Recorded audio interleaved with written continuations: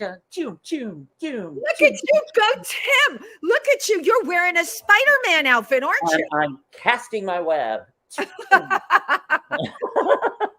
Well, happy Halloween, Tim Moss. Woo, happy Halloween to you too, Wendy Stuart. I am feeling very witchy today. Yes.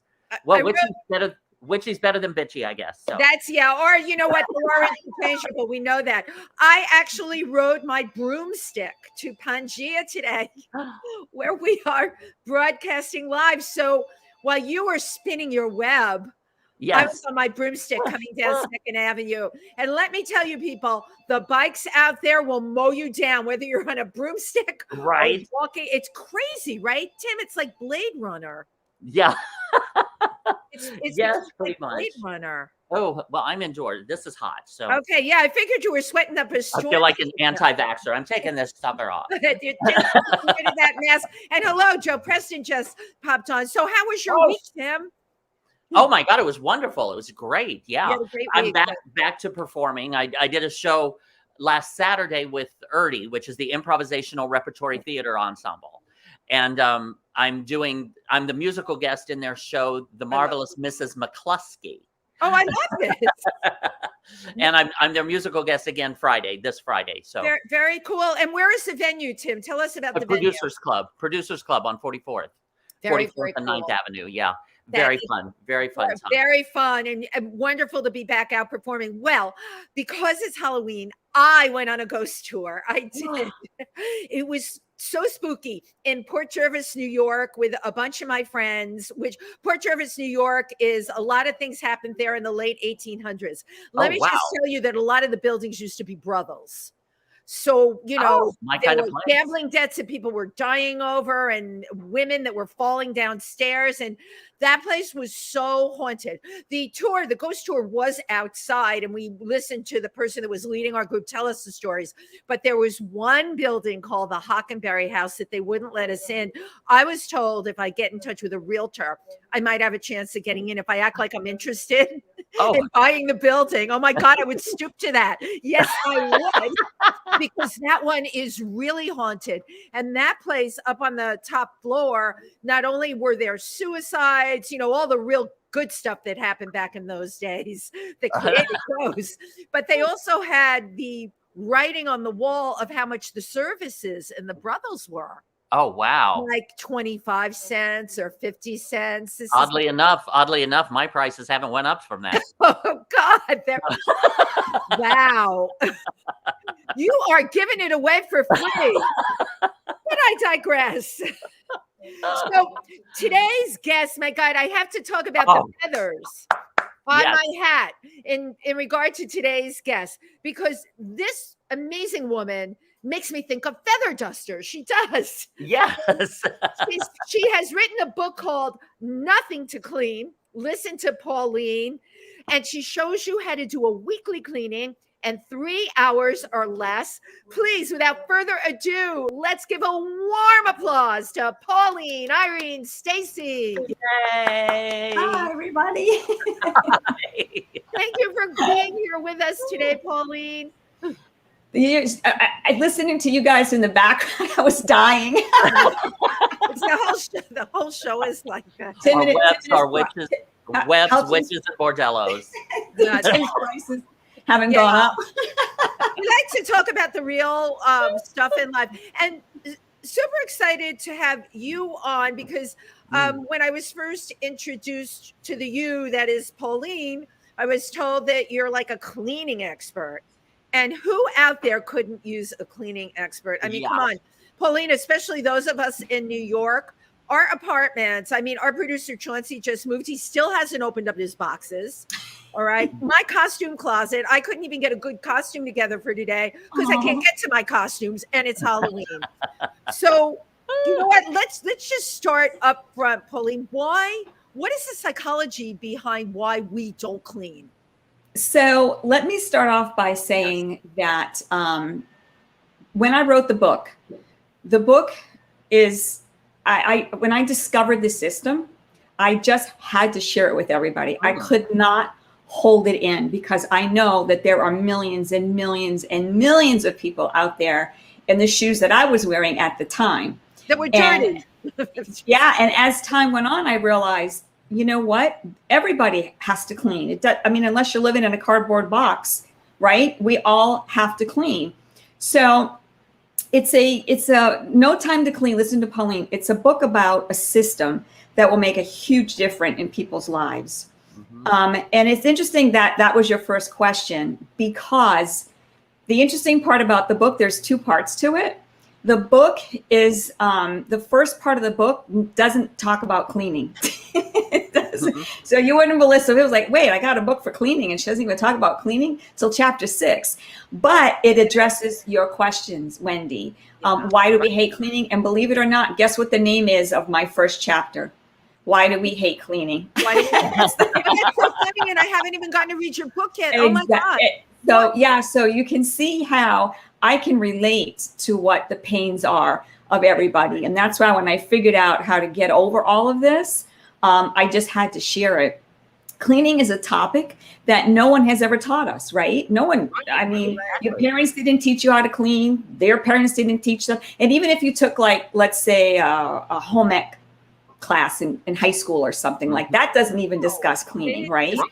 Right. Exactly. And so why do you think they just assume, like, this is a very good point that you're bringing out. It's not dealt with. It's like the elephant in the room. Yeah, I know, right? How do you think that is? There's no cleaning education. Right. Exactly. And so we're going back to the beginning of the book, and I will address your question, I promise.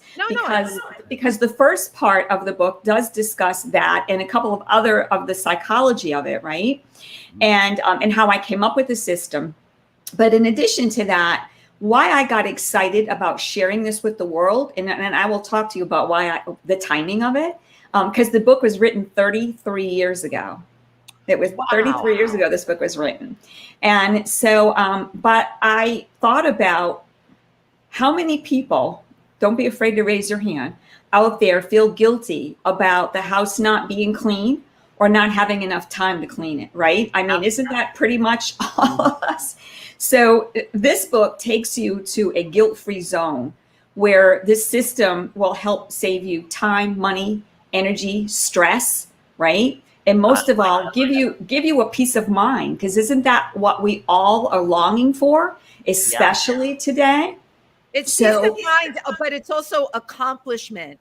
When I get a task done in the house, I actually feel like I've accomplished something. You're giving me the goosebumps, because that happens to all of us, Wendy. It really, really does. And, you know, according to the American Cleaning Institute, they say that 34% of Americans are concerned that they haven't cleaned enough. And 31% of Americans are concerned that they haven't cleaned correctly. So in No Time to Clean, listen to Pauline, I teach you how to stop thinking about cleaning. Can you imagine if you stop thinking about it? I know people are like, there's no way, this is not going to happen. Let me show you the other interesting part, okay? This is the book. You see how thin it is? Wow. This is it. It is really and truly a how-to manual. And there's no fluff in it. There's no stories. And here's the whole point, right? People are buying the book because they want it. I say, take back your weekends, right? If you can clean your house in a couple of hours, let's say you pick Saturday morning at 9 o'clock. Let's just use that as a generic time, right? And I say, reclaim your weekends. The whole point is that everybody's feeling like I don't have time. I don't have time. Forget cleaning. I don't have time for anything, right? So I thought, you know, if I just get straight to the point, it will make people, it's easy to understand. And today we need easy.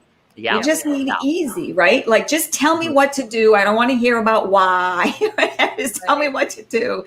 So that's what the book does. So going back to chapter 1, let's start with that, because it's the crux of the whole situation. We hate it, right? So let's start with that. So for most people, I can speak on the woman's side because I'm one of them. But we, you know, okay, it's time to clean. It's the unspoken rule. The woman in the house is the one that's cleaning, right?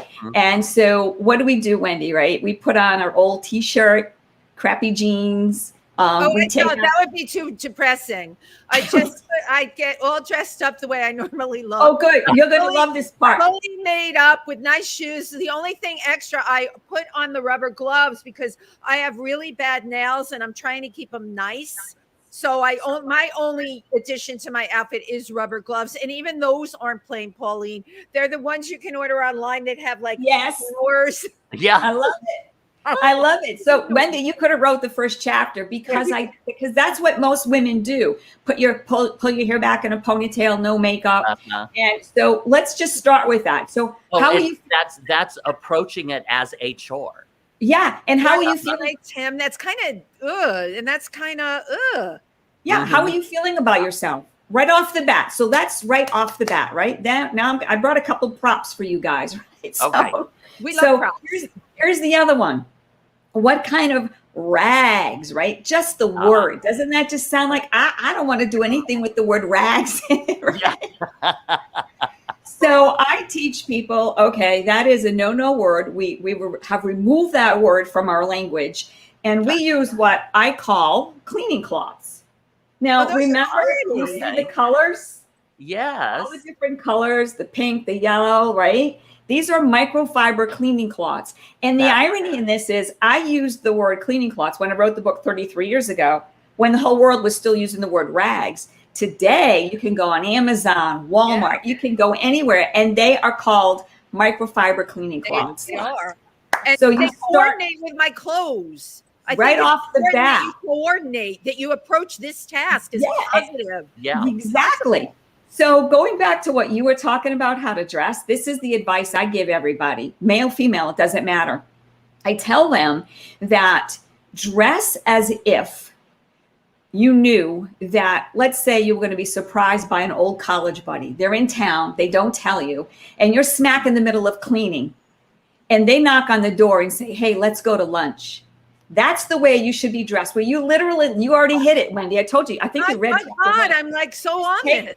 You just take your gloves off. Literally, you just have to take your gloves off, wash your hands, grab your purse, your wallet, and hit the deck. You know what I'm saying? Like, so right off the bat with those kinds of concepts, it's not as bad as it doesn't feel so bad anymore, right? Right. The initial approach has completely changed. Yeah. Right. Because you turned it into a positive experience where you feel good about, right? What makes us feel good, male or female? When you feel like you're together, when you yourself feel good about your person, and dressing is obviously one of the ways you can achieve that. Absolutely. And so what do you guys think the third really big subject would be to make you feel good about doing a job you don't normally like? Music. Music. Oh, yeah, I always have music on. So in the book, I tell people, right, jam. Put it as loud as you want and just jam. And if anybody has any complaints, here's what you tell them. The next time you do the weekly house cleaning, you can jam your favorite music nice and loud. Right. So there you go. Use headphones so nobody else has to suffer. No. That would make it too easy for them, Wendy. No, don't use headphones. So you're going to I love the psychology, Pauline. So you're going to blast it out in your house and make your family and all the people that are causing the mess feel guilty. Exactly. That music has to be resonating in every room that they're cleaning. 100%. And you know what's even better? If you've got kids, you know, like it doesn't even so much kids, it's just generational music, right? So if you're listening to 50s bebop stuff, you know, and you get teenagers in the house and be like, oh my God,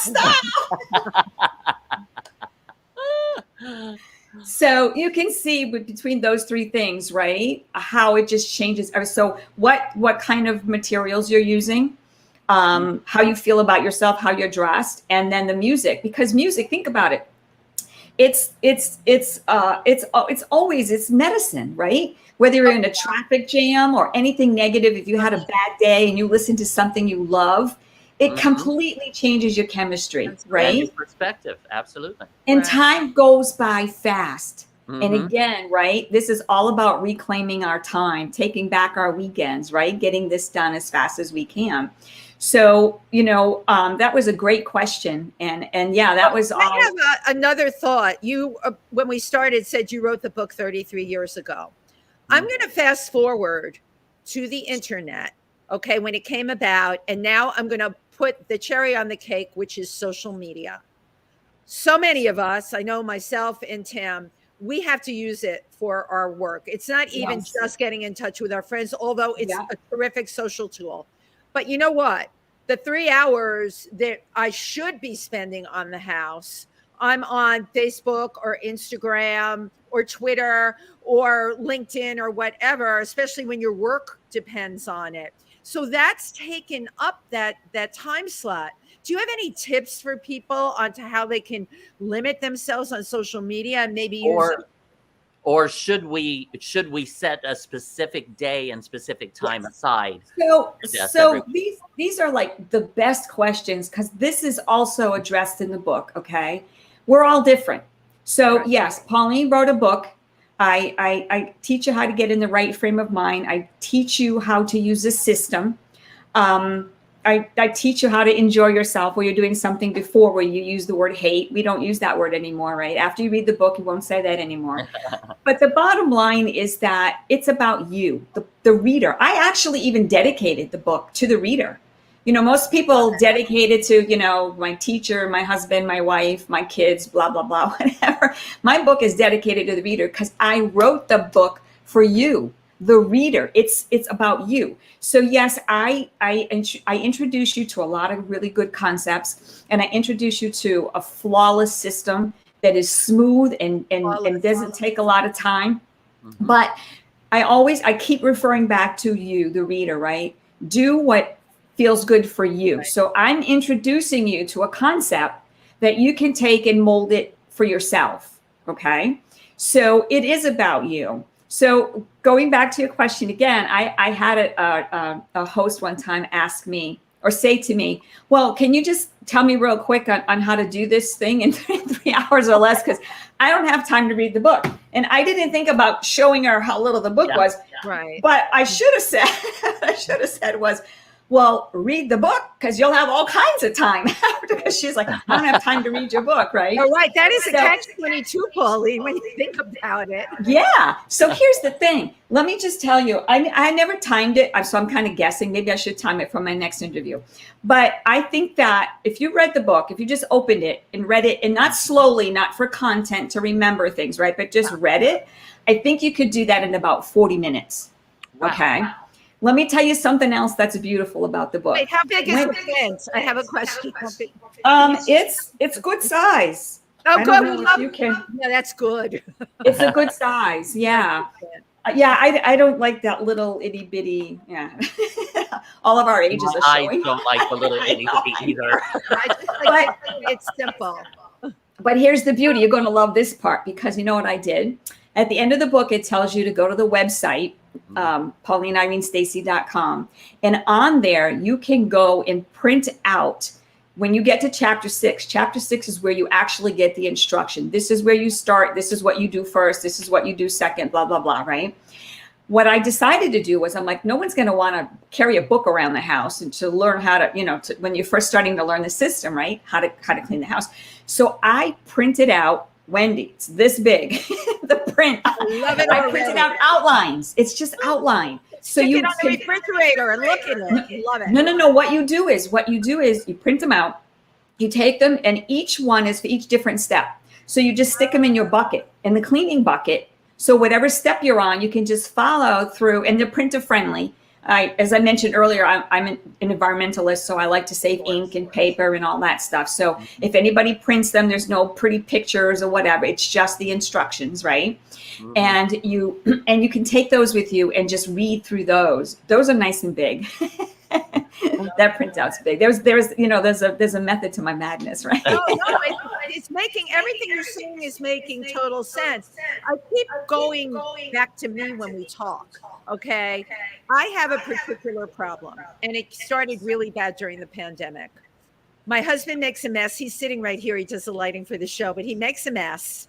There's a room that he paints in that I cannot even go in. As a matter of fact, it's so bad, I think I'm going to have to hire somebody to come in and help me with that. And my problem is twofold. My daughter moved back home during the pandemic. And I know you're laughing. My poor me, right? Her room is like, oh my God. So I have 2 rooms in my house that are so bad, I don't even bother cleaning them. Why bother? You can't get in there. Yeah. So I can help you out with this to the point Thank where you. you might not even have to hire somebody, because I throw them all out. even Bye. without hurting anybody's feelings, right? Even though the book is about a weekly house cleaning system, a lot of people are going to start off with a mess. So let me back up a little bit, because where I'm going to start from is going to take you to help you with your issues. So another reason why people hate cleaning is because of how much time it takes. People say it takes so much time to clean. Okay. So, which is kind of one of the reasons why the book came out, to be No Time to Clean, called Listen to Pauline, is because of the fact that people are mixing chores. So remember when we first started talking and we were saying, like, okay, when you're cleaning, you have a lot of time to think. Right? That's what happens, right? It's kind of mindless time. And so you're just thinking, and that's kind of why the music helps, because it stops you from doing all that, that empty thinking stuff, and it makes time go by faster. But when I was cleaning houses to go to school full time, that's how cleaning houses was how I put myself through school as a single parent with my daughter. But I was thinking about one time I was studying business management, and I had a class on production, I forgot what it was called, but anyway. And I think this study was done, if I remember correctly, it was like Ford Motor Company or something. And they had conveyor belts. And they did a study on parts that were coming down the belt. And each person would do like 3 or 4 things, whatever it was, right? A few things to a part before it went down to the next person and blah, blah, blah. Then they compared that to each person doing one thing at a time to each part. Their production was way, way, way more really interesting than doing a few things at the same time. Right. And all of this just, this all was a process for me, right? Coming up with these ideas and these concepts. So I realized, wait a minute, if that works, why can't that work for everything? And then it dawned on me that when people say I have to clean the house, let me paint a scenario. In the back of your head, ask yourself, gee, do I know somebody like this? Let's say let's go back to the generic 9 o'clock Saturday morning cleaning time. You walk in the kitchen and you start with the dishes. So you're washing the dishes and you see something on the counter that you're like, what is this doing here? Oh, this belongs in the bathroom. So you walk clear across the house into the bathroom. You open the drawer where that thing's supposed to go. And the drawers, wow, this is a mess. Yeah. And you start cleaning the drawer. I'm so guilty of this. The distractions. Just focus. It's just so focus. Yeah. And I see Tim doing this with his finger, and that's our human body. Here, and then it goes over here, and then you're over here, and then you're up there, and then over here. Yes. So I knew you could relate to this, right? It happens to a couple people, right? And so then you say, it takes so long to clean. And I'm like, that's because you're not cleaning. You're doing dishes, you're doing laundry, you're organizing, you're putting the toys away, you're putting the clothes away, right? You're doing everything but cleaning, okay? So one of the things that is going to help this issue is separate the chores, okay? Now, I break that down even further. So what we do is I tell people, look, if you want to organize and do the dishes and the laundry the night before or on Thursday night, whatever, pick that time. If you say, okay, I'm going to start organizing at 8 o'clock and start cleaning at 9 o'clock, right? Stick to yourself. Whatever's done is done. Because here's the deal. I tell people you can do that, or you have another option. You can clean around the stuff. Because now people that are I was going to say ACDC, people that are OCD, right? I know what you're saying. I can't do that. I can't clean around the stuff. I can't do it. Okay, just keep listening. Yeah. So I tell people that, right? If you're that, I'm like, look, here's the bottom line. If you buy the book, you're buying the book because you want to take back your weekends. You want to have more time to spend with your friends, your family, and most importantly, yourself, right? If that's the whole reason, and you want the house to be clean, Now, clean is about, the crumbs and the stuff on the floor, right? Clean is not about organizing. Those are two different words, and I'm going to go there with you, I promise. Aha. So, Okay. yes. We're Yes, having an aha moment here, Pauline. those are two different words. Those are But two completely different things. I associate those two things together. Yeah. Yeah. And there's the problem. Yeah. When we're going to get to that, I'm going to help you tackle that. So when you're out of that mode and you're like, okay, I want my house to be clean around it, Wendy, just clean around it. Because when you sit down, let's say it does take you the full 3 hours, which you probably want. That's for a big house, right? And it's, so let's say it's 11:30 or even 12 o'clock now. It's 12 o'clock Saturday. You can say and feel, my house is clean. Mm-hmm. Does that not give you a peace of mind? I am, what did you call it? ACDC? OCD. So this is that would work, I think, for people that aren't OCD. The OCD person wants desperately to clean. But I have a lot of animals in my house. So the dog's toy is in the middle of the rug. The bird has thrown her toys on the floor where I have to clean up bird poop. And then I run and get the dustbuster. Everything, all of a sudden, it becomes magnified, bigger than life. And I don't know what to do next.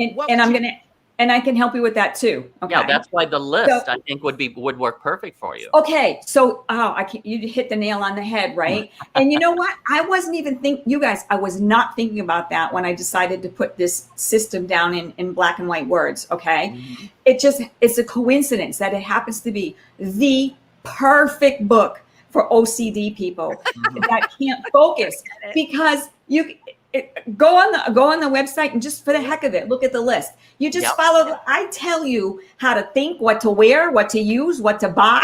You know what I'm saying? I leave no stone unturned, and you just follow it.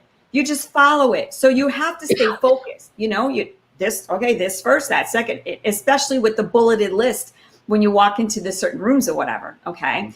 So that is extremely helpful. I have dealt with a lot of, I never wanted to label myself that, because there's one part of OCD that I don't follow, and that's that you can't go back to your chore. So some people have accused me of being that, but I always go back to what I was doing. I just like to nip it in the bud. When something comes to me, I'll stop what I'm doing, do that, but I go back. So, but here's the thing, Wendy, it's clean. It's not perfect. There's no perfect. You're looking for perfect, my friend. I'm a Capricorn. We look for perfect. Yeah. You have to remind yourself there is no perfect. Let me ask you this. How would you feel if the sink was clean, the countertops were clean? Forget, let's say you have a stack of dishes up top. You don't clean around them, right? But the sink is clean. The floors are clean. The toilet bowl's clean. The shower's clean. Doesn't that make you feel better? The whole house doesn't have to be perfect. People are, if you're shooting for the stars and you get halfway there, right? Halfway there is a great place to be. You know what I mean? And I'm going to talk a little bit more about that too. But anyway. Go ahead. No. Ask a question, please. No, I was just going to do a little break here where thank you everyone and for tuning in to, you're watching If These Walls Could Talk with your hosts Wendy Stuart and Tym Moss, and our amazing and incredible guest Pauline Irene Stacey. And her book is called No Time to Clean, Listen to Pauline. And that's what we're talking about, are some of the tips that she has from her book. And they're very they are really practical. But Pauline, if you hadn't come on the show today, and I'm really taking in what you said about clean your sink, clean your tub, clean your toilet, and ignore the things that are out of place. You know what? Oh my God, there's categories for every single one of us. That's what I'm thinking about, right? I'm the one that is focused on the out of place things, and I can't get far enough in the cleaning because I'm too focused on that. What would you call that person? Distractor. Wendy. A distractor. We all have. I call them human. And for some reason, we live in a society that wants to label everything, right? We slap the label on ourselves, and then we live by that excuse. Well, I'm like this because I'm OCD, or I'm like this because what's that people that read backwards, like all the words. Dyslexic, right? So as soon as we label ourselves, then we start to feel like, oh, I have a good excuse. And we don't push ourselves anymore, right? You don't push yourself because you're like, why should I push myself? If you can't run, the bases in a baseball game if you have a, messed up foot or something, But how many people do we see that break all the rules all the time, especially in sports? If nothing else, right? Olympics, like their stories, we all just think they just woke up and they can do this stuff. Yeah. You know what I mean? Right. And you hear some of their stories. So I just want to call you human. And whatever challenges you have, like take off the labels and just cut yourself a break, because we are just, especially these days with, post-pandemic or still in the pandemic, whatever people want to call it, right? It's just time. It's time to take time for you. It's time to reclaim your weekends and your time and just feel good and live in the moment for a minute, right? And one of the things, go ahead.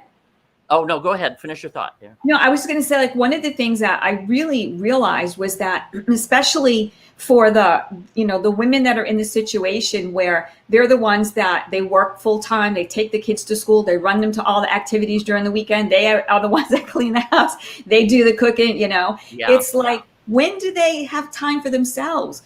That's where the guilt factor comes in, right? So if you decide for 30 minutes, let's just say I'm exhausted, I just want to sit here and have a snack and watch a little feel-good show for 30 minutes and something funny, right? Just to get your mind off.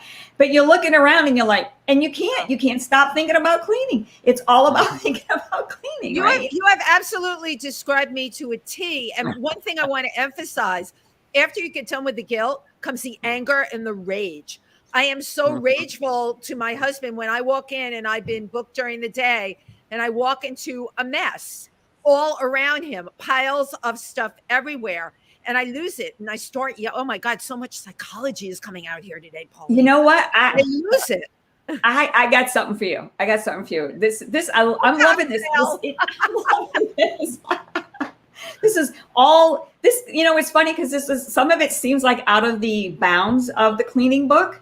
But if you think about the whole point of the cleaning book is to give yourself a peace of mind and reclaim your life, right? So I'm going to keep doing that for you because when my daughter was a teenager, again, I'm kind of like, I like my stuff to be where it belongs. Because one thing I've noticed is if your stuff is where it belongs, people don't so much look at the dust, right? So you feel like it's clean if everything's organized, right? But my daughter was the typical teenager, and I would have to pass her room to get into my room, my bedroom. And so I just couldn't, Wendy, it was not a good thing, right? And so I was actually, for other reasons, going to counseling at the time, right? And the counselor said this to me. She says, why does it bother you? She says, is your room clean? I'm like, yes, it's spotless. Everything's where. She says, why does it bother you about your daughter's room? And I'm like, well, I don't know. What if company, and it's upstairs, so company wouldn't come upstairs. All the bedrooms were upstairs. So that was my thing. What if company comes in, they see her room and they're going to think I'm a terrible mother? She said, she's her own human being.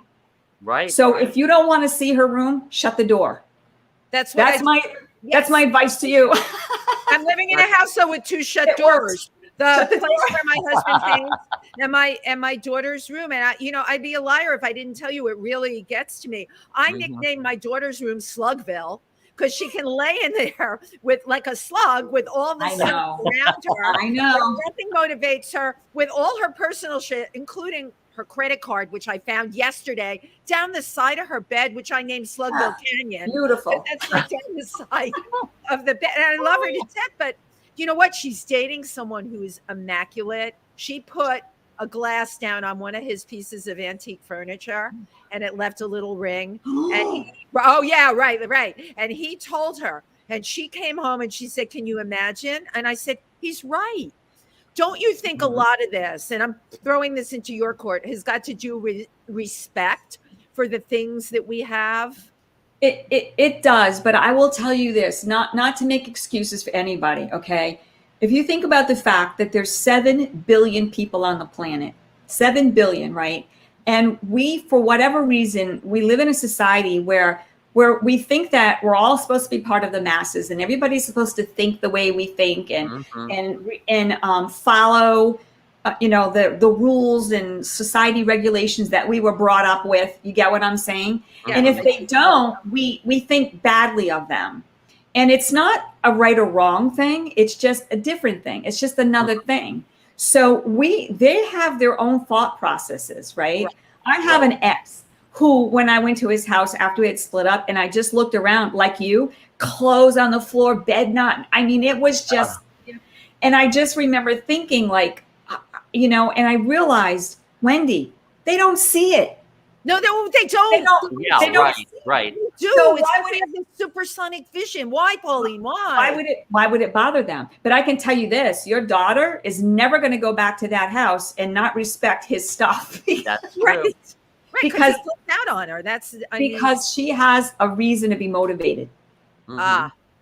She has a reason to be motivated. You being upset with her is not going to motivate her. And let me. This is way past the book, but let me help you with something else. Yeah. You being upset with her is not going to motivate her. So let's think about this. She goes to bed at the end of the night. She puts her head on her pillow. Yes. Who do you think she's thinking about? Herself. Right. Right? So if she's fine and she's good and she can sleep at night, why would you put your head on your pillow at the end of the night upset? Thinking about her. Right. Thinking about her mess. Somebody else who's not upset about their mess. Right. Does that make sense? It does. Like take it back, Wendy. Take your life back and think about Wendy. Does that make sense? Yes. It's hard to say this to people who are really struggling, but don't be so judgy about the other person and their disaster. You're giving my husband a pass, and he's right here, Pauline. But the thing is, but the thing is you do what you can do, and it. let them in their space and their environment be who they are. But you can clean and do whatever you want with the rest of the place. So Wendy, shut the doors. Go to bed at night thinking about Wendy and how your space, the space that you want, that you have to see and deal and live within, is clean. It's impeccable and clean. My space is.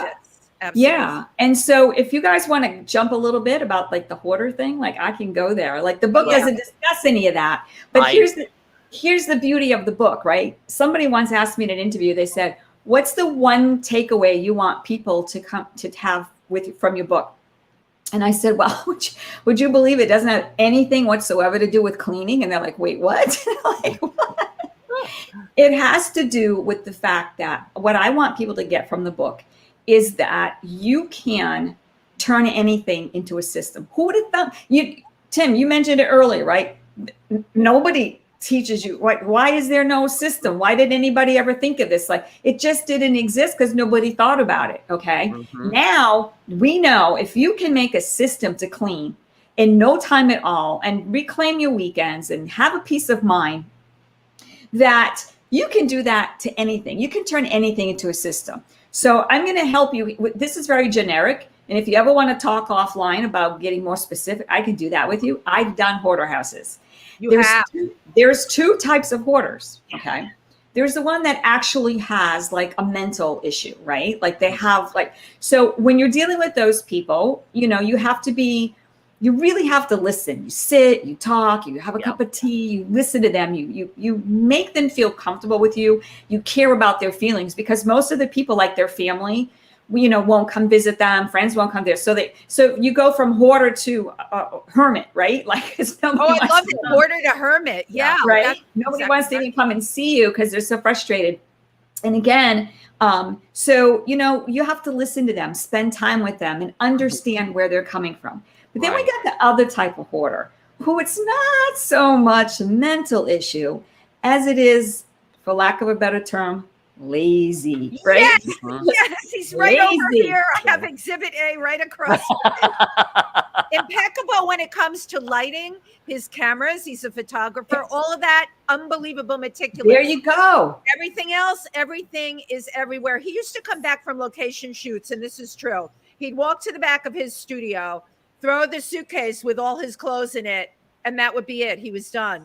If somebody else didn't come along, and it was unbelievable to me, right? Unthinkable, would not unpack his, but that's extreme laziness. Yes. And so those people are really easy to deal with.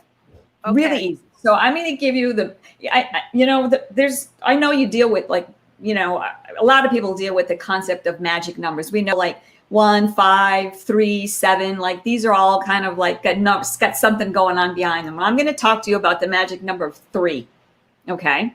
So let's go to the point where let's just, not to pick on your husband, but it's a really good example. He's his a room. person, but we'll use it as room. Okay. So we're going to go there, and we've decided, he's just not into putting stuff back where it belongs, kind of a thing. Right. Okay. So again, just take away all the judgment.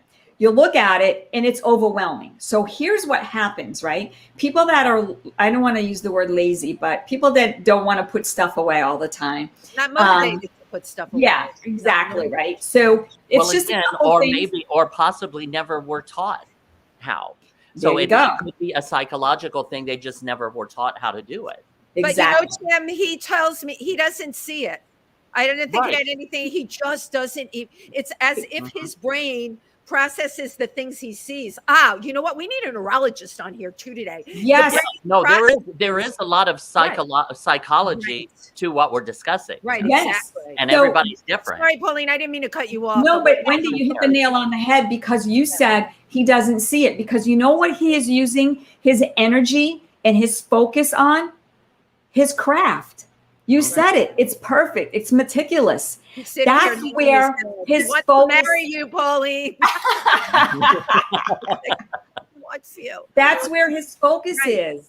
Mhm. And I'm sorry to say this, but you have to respect that part of him, because that's what's perfect. That's what's, I know, I'm sorry. Okay. That's what makes him who he is. Right. You like your space clean. As long as you guys can make a deal, what he will respect. The same thing with your daughter. This is my kitchen. This is my bathroom. This is my living room, whatever, right? Like, let's respect my space. You guys can clean your door. Close your door, and I won't talk to you about it anymore. Right. But please respect my spot. Right. My space, right? And just imagine how that would feel. Like the energy in your house would just completely shift. Mhm. Does that make sense? It does. Ugh. Yeah. I got And my so work go- cut out for me, Pauline. My God. Cut out for me. She's gonna be like, that was the least favorite guest I've ever had on my show. No, this has been a good therapy session. It's wonderful. Great. Tim and I love good therapy sessions, and I love people that come on and talk about real stuff. Yes. Deal with, Yeah, That's why I wanted to share the book so bad, We because are so- I we want are- to go back to hoarding. I have a wonderful Yes. friend who. Well, just moved one his- second. Yeah, Just sure. 1 second, because we'll definitely get there. But thank you, everyone, for tuning in. You're watching If These Walls Could Talk with your hosts, Wendy Stuart and Tym Moss, and our amazing and incredible guest, Pauline Irene Stacey. Yay! Who wrote the book No Time to Clean? Listen to Pauline. I love that title. And we were just discussing hoarding. So, Right. Go ahead, So Wendy. a friend of mine moved his elderly mother into his house, and she had been a brilliant woman. She was a researcher, like a physics researcher, brilliant person, right? And he noticed when she moved in with him, starting to see the hoarding behavior in his beautiful house, right? And within like a year or two, it got bad, but nowhere near as bad when they went back to her apartment, which she had still kept. The kids didn't know what to do with it. They ended up having to hire, when she passed, a bunch of people to clean it out. So what do you do how does one handle, this is with a parent, a loved mother. How do you handle that? So, well, going back to the two different types of hoarders, right? One where they just have a lot of stuff because they just didn't put it away. So it starts with like you said, it's not important to them putting their stuff away. It's just not a thing. So it kind of starts to build up a little bit. And then when people start noticing it and talking about it, and you start taking it seriously, most of the time when it gets to that point, it's overwhelming. And that's the same thing with house cleaning. If you don't do weekly house cleaning, which is one of the reasons why I wanted to teach the system, that it's really quick and easy.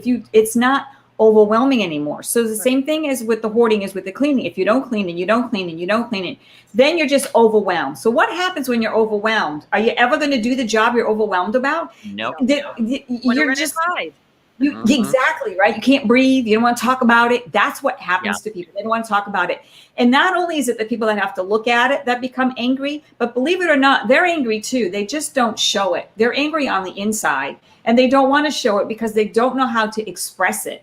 They don't know what to do about it. So for someone in that situation, I'm going to go back to the magic number of 3. Okay. And here's how you do it. You start off. Now I can get into more specifics about, if you ever wanted me, I can do that for you. Right. But it's just, let's just take a general situation where it's somebody at home and they're, you may be like your husband's room. Let's pick on him for a little bit because we stood up for him a lot. So now we got to eat. Now we're going to knock him down. So there's just stuff everywhere. And a lot of times what happens is the stuff is in boxes, or there's so much stuff, it's piled up behind and on top and underneath. Yeah. So you don't even know what you have. Okay. Right. So here's the thing. This also happens with cleaning. One of the reasons why you don't even want to start tackling it is because it takes up so much room in your thinking box, right? It's like, okay, I have this book. What do I want to do with this book? Do I want to keep it? Oh, well, you know what? You know why people keep everything? It's easy. You don't have to think about it. Just say, keep it. I'm just going to keep it. You probably haven't touched it in 30 years, but you just keep it. Wendy, don't we do that to our clothes? Oh my God. But you know what? I have to say, in my case, I use all of it for performing, for shows I create, for characters. Right. So I have a collection that I have no interest in getting rid of. Yeah. I mean, like we're talking like 35 years of clothes kept impeccably, I may add. Well, you've got a different scenario going there. Right. But, and I was just going to say, and also in a New York City apartment, because there are times where I question, am I like beginning a hoarding thing or something? But I've lived here for 40 years in this apartment. And New York City apartments are compact. And so I've accumulated over the years, but then it gets to the point, and then so I start purging. I'll throw something out. 2 weeks later, I was like, where was that? Oh, shit, I threw it out. Yeah. But did you feel like you 20 years. After you did that, did you feel like you needed it?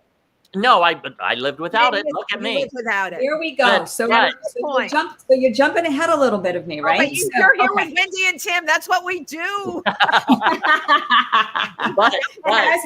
You guys have like the crystal ball. We know where she's going with this topic. Yeah. So what happens is that we have to make a decision about each item.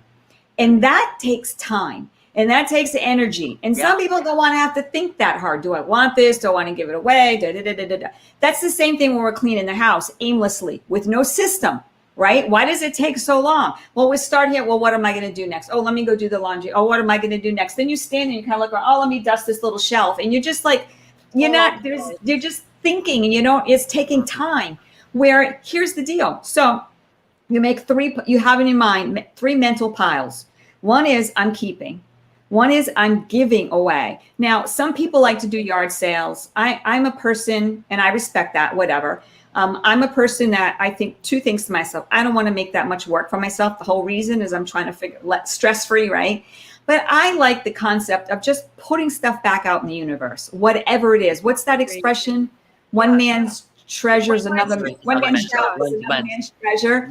Right. One man's throwaway is another man's treasure. I abide by that. Put stuff back out in the universe. So whether you bring it to a church, a thrift store, and most thrift stores are non-for-profit. They're helping, other organizational entities. So however you want to donate the stuff, you donate it. And then the third pile is throw away. It's trash. Yep. So you've got, what am I keeping? What am I donating? And what is trash?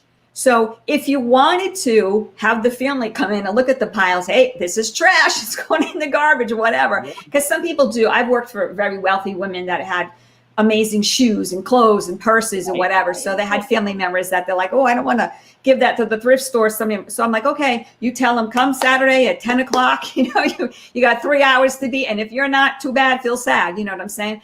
But you have to be hard on yourself and stick to the guidelines. You know what I'm saying? Yeah. So here's the thing. Remember going back to the thinking, what am I going to do with this? What am I going to do? If you only have 3 piles to put it in, it's easy.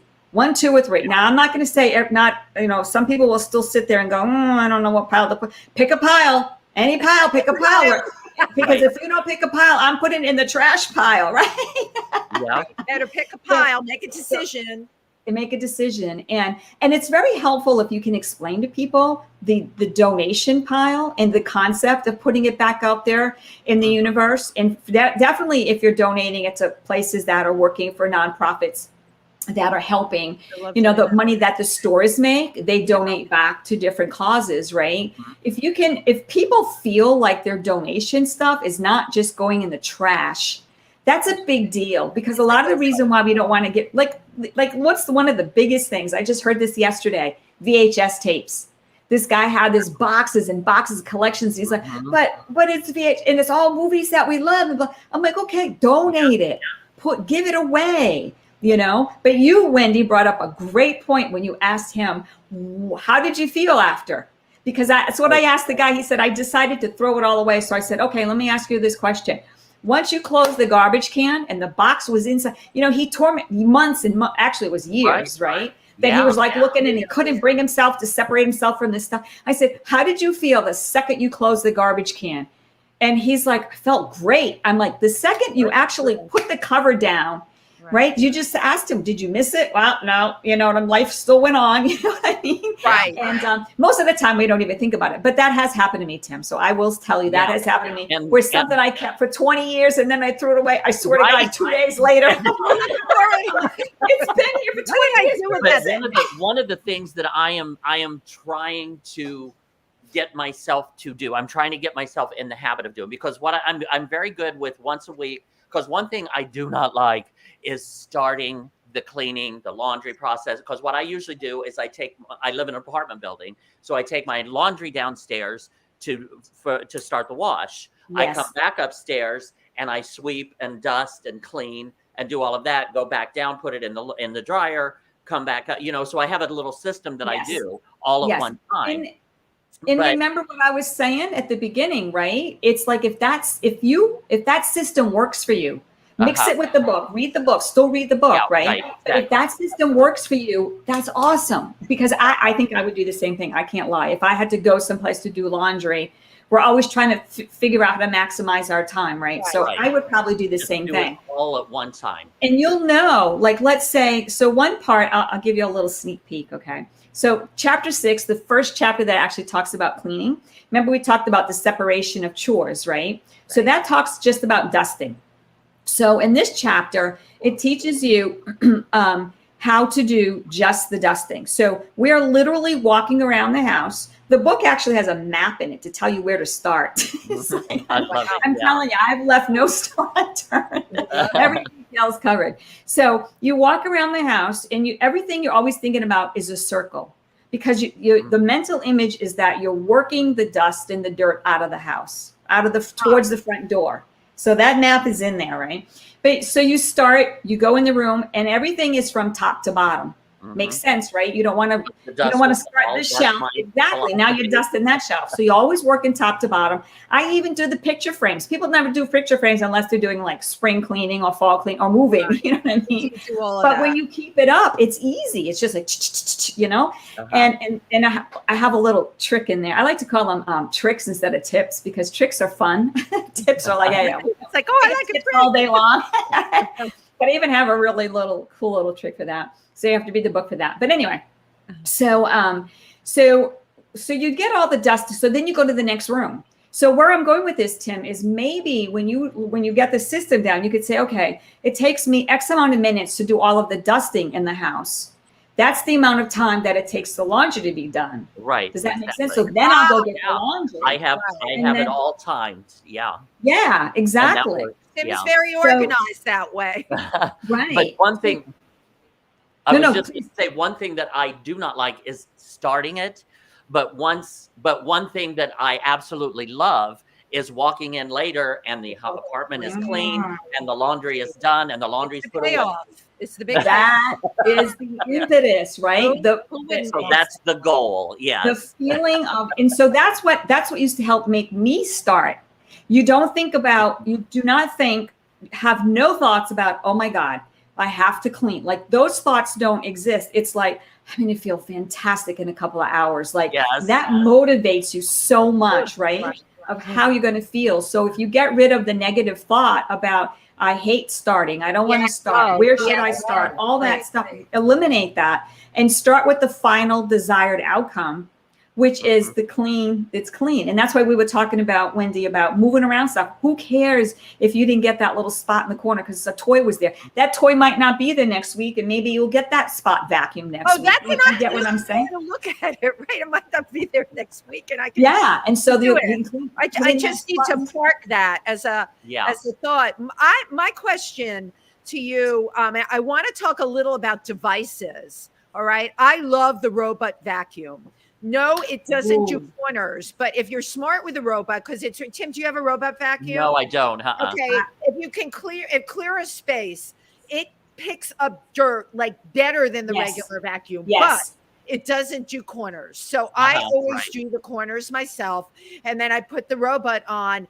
It is unbelievable. How do you feel about robot vacuums? I have one, and I think they're fantastic. But let me say, again, I'm kind of like you, right? Corners is everything. When you have a cleaning business, you can have a house that is spotless beyond explanation, and one little dust speck in the corner you're fired. You know what I'm saying? Yeah. So you really, really have to think about that doesn't happen up in New York. Everybody I know that has someone clean for them complains about the dust and debris in the corners, and they have conversations about nobody cleans corners anymore. Well, I do. I would fire that person quickly. But anyway, so that, Wendy, leads to the subject of like little tips about how to keep up during the week. So I agree with you wholeheartedly. Fortunately, the corners that mine doesn't get to are the corners where it doesn't fit into, because mine has the really long brushes that twirl. Oh yeah. So it's long enough where it gets, but sometimes the vacuum doesn't fit into that spot. This is the floor and that's the bottom. And so if the vacuum doesn't go, then that will happen. So, in the book, I actually make suggestions on what type, not the brands. I don't talk about brands. I'll tell you about that in a second. But what type of equipment to buy and what type of products. And again, staying away from brands. What I've done is I again, trying to tell people this is about you. So do what you like. I don't make suggestions because I want people to experiment, talk to friends and family and see what they like to use. And then maybe share it with us, right? On my blog or whatever. But I have what's called Pauline's Pearls. And so they come out every once in a while, sporadically. And so you get to see those if you follow me on Facebook and Instagram. And they make product recommendations. I love it. Yeah. And I don't just say, oh, use this, it rocks. Like, you're going to read why it rocks. You know what I mean? So going back to the equipment, I will tell you exactly what type of equipment to buy. And it's all stuff that makes life easy. And so when you were talking about, Wendy, about the corners, right? One of the pieces of equipment I recommend is just the floor sweepers, right? The electric, whether it's battery operated or has a wire or whatever, but just they're lightweight, they're a couple bucks, like $40-$50. You can buy them anywhere. And that's how Dustbusters. I love Dustbusters. There you go. They're fabulous. And I have a parrot. Anybody with a bird? Oh, yes. My bird is loose. They throw seed. She's very cool. She goes on the newspaper, but her seed is flung everywhere. Yes, some guys I know. Sorry. I'm so sorry you had to experience that, Tim. Come back to us, Tim. Come back to us. Dustbuster made you have that thought, Tim Moss. Tim has dirty thoughts. Sorry. We're talking about clean, though. The Dustbuster will just clean out those. but you need the more powerful ones. I've had, the less expensive ones and more. You're right. The ones you spend like 50 on upward for are the best. And But Wendy, I'm going to call out a brand. It is Black & Decker. I've had the other company ones. Black & Decker makes the best cordless dustbuster, hands down. So we're right back to square one, right? It works for you. Right. Yes. You get what I'm saying? That's the whole point, is that it works for you. So there are things that we can do, and that's the kind of stuff I like to put on Instagram and Facebook, right? To keep following. But there are things that we could do during the week to kind of help the process. But I want to share two things with you before we go. I know our time's almost up. But one, when we started, you talked about your feathers, right? And so one of my great tricks in the book is about a feather duster. So go on Amazon for $8, right? This is ostrich feather. So one of the most frustrating parts of cleaning to me is the hair on the bathroom countertop. Whether you have long hair, shaving hair, pet hair, whatever it is. Yeah. So our instinct is what? We push the stuff on the shelf a little bit, right, on the counter. We push it over, then we spray it with something, and then we start cleaning. And all you're doing is moving the hair from point A to point B, from point A to point B. Right? So in order to get rid of it, you got to keep rinsing your sponge and rinsing your sponge. Right. And it's like, really get rid of it. It's so time consuming. Well, if you take the feather duster when it's dry before you spray it, and you just swipe off a couple swipes, right? Let it fall to the ground, because you're going to get that when pick that up when you vacuum, right? Or the robot get it. Bam. But you just push it off the counter. Now you have a dry, clean, or clear countertop to work with.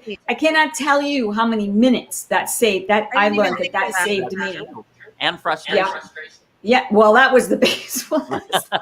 Saves frustration. Are you kidding me? It's like, oh my God. But one of the things I wanted to talk about with the book is that my book, I don't know if you guys picked up on this or not, but it has what's called augmented reality. Are you familiar with that at all? I wrote that down. I wanted you to talk about augmented reality really quick. So I am the 15th person in the world that has augmented reality in her book. I was fortunate enough to team up. My co-publisher is called Hasmark Publishing. They're the first publishing company in the world to have augmented reality in their books. Wow. So what that is we have what's called the marker. Mine happens to be the oyster with the pearl in it. And anywhere you see the marker in the book, you put the app, you have to download the app, you point it towards the marker, and the video pops up. Nice. And so you can see me. I'm actually, the feather duster thing is actually one of the things. You'll actually see me brushing off the counter, and how you see how it works. I actually put hair on there, whatever. Cool. And some other things. There's a few on there. So you get to see a live video of what, of needs, doing stuff. That's fabulous. Yeah. So that's what augmented reality is. It's very exciting. I want to give a shout out to everybody who came on today. Right. Firstly, you're watching If These Walls Could Talk with your host, Wendy Stuart and Tym Moss, our amazing and incredibly instructive friend and guest, Pauline Irene Stacey. Yay! Okay. Now, Jenny, tell us about Bookwater. Kids hide stuff under their beds. Well, I did. Good point. Jenny I grew up with Jenny in Indiana. Oh, you did? Well, yes. She checked in. Joe Preston, hoarding is insecurity. Absolutely. Twyla Childress, love your hat, Wendy. Thank you, Twyla. Teresa Sabin, great show. She's amazing. She comes on every week. Joey Infante said, I agree with Tim. Start the laundry and go for the rest. See, Joey's sensible. I just get crazy. I can spend an hour or two shining an object till it's totally clean. I'm a cleaning fanatic. See, all people's psychological things come out here, Pauline. I have 4 rooms and I take one at a time and deal with that. Joey, love the show, and I need to be scrolling. Tim, can you see any of these comments? Great. Yes. Let's see if Richard Skipper said Happy Wednesday. Happy Wednesday. Right. Let me see. Jenny Bookwalter, she also said raised by tidy little Midwestern mothers who ironed everything. That's a good point. That was another thing. Yeah, I remember my mother used to iron a lot. and I never do. I don't like hibernation. Real quick, Pauline, you studied environmental science. Yes. Science. Real quick, how does that hook into cleaning? I have a master's degree in environmental management. Wow. So it's a spin-off. It's an MBA, but it's studying the environment. So I totally love yeah. it. And so again, you heard me talk a little bit about how that studying the management, because everybody thinks that management is about making money, and really management is about how to manage people to make money, right? And so that's what really helped me, learning about a system and understanding how you can make production quicker and faster and better. So that's how it helped with the book. The environmental part, and people have asked me about, I stay away from the concept in this book about what they call green cleaning. There's so many products, there's so many controversy and stuff. I know a lot of people that are green cleaners. Yeah. I am going to make a true confession here. I love the smell of toxic cleaners. Give me your Pine Sol. Pine Sol. I am so happy, and I can go right down the list of all the things that are there's another one, Fabuloso. Oh, yes. But that's the brain connection, right? The smelling. The smelling makes you think, because it smells strong. Clean and cleansing. My brain. It makes you feel, right? The smell of it, oratory part, makes you feel like it's clean, because it's like mouthwash, right? Remember old-fashioned Listerine? But now, interesting that you environmental management, and because I think of that as far as environment, the climate, the ecosystems, all of that. But in a way, what you're doing, what we have talked about this past hour, is managing your environment, your immediate environment, your home right around you. 100% correct. Yeah. And so it's interesting how you have applied that to the home, to the house. Yeah, and you have really brought to people a sense of control. Yeah. Okay, because the environment, that is hard. We can do our best, but that's out there. You brought not only peace of mind, but a sense of control, which is fabulous. Absolutely. Yes, I agree 100%. And one of the other things I deal with the environment is I work with the Everglades Coalition. And in South Florida, 8 million of us rely on the Everglades for good, clean drinking water. Wow. People just think it's about saving alligators. We have plenty. We don't need to save the alligators. Because all of our tourism, everything in Florida is about swimming and snorkeling and diving and fishing. Right. So if the water's not clean, and forget it if you don't care about the economy. We have no economy with dirty water. There's no economy in Florida. The state will literally shut down, right? But if you just care about what you drink and what you bathe your kids in, so I work very closely with the legislators. Love it. Yeah, and try to convince them why we need this and what we need it for. Absolutely. Yeah. You have had your work cut out for you in that area. That's all I can tell you. Bless you. That's wonderful work. Wonderful work that you're doing. Right. Thank you, guys. Again, and in conclusion, Pauline, where can people find out about you? So everything you can find out about is on the website, PaulineIreneStacey.com. And I would love it. Yep, with me. Yep, I would love it if people would go on. I'm looking for some good cleaning stories, the good, the bad, the ugly. I would love to start posting them on my blog.